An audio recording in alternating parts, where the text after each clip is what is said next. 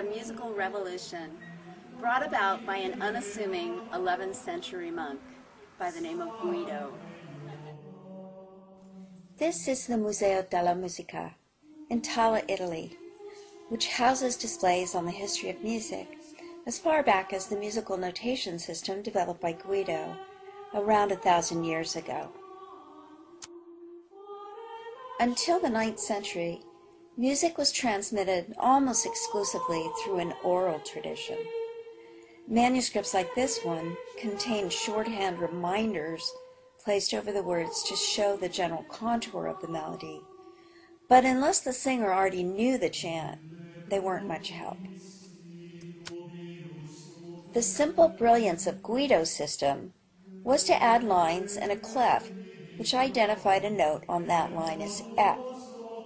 You'll notice from this manuscript that there were only 4 lines instead of the 5 we have in modern notation, and rhythmic durations were still undeveloped, but the ability to specify pitch was a quantum leap for music.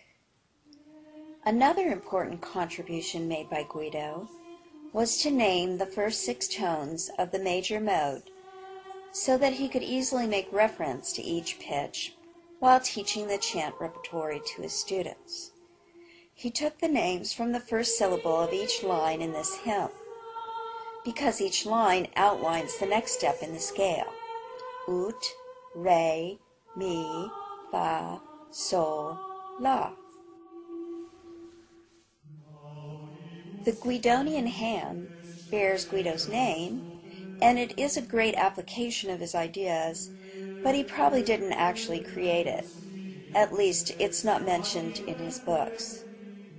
The concept behind the hand was that once a singer memorized the positions of the syllables, a teacher could teach a whole group of monks a chant melody by pointing to the pitches on his hand. Do, re, mi, fa, sol, and la are still used as solemnization symbols in music schools today. So, if you're wondering who to thank for the solfege syllables you use in musicianship, Guido's your man. Solfege, combined with the ability to write down and recreate chant melodies, was a musical revolution, or what Howard Goodall calls a big bang. Go! Go! It's rolling! It's 1730. Go! Don't look at your note cards! Today. I'm going to put that on YouTube.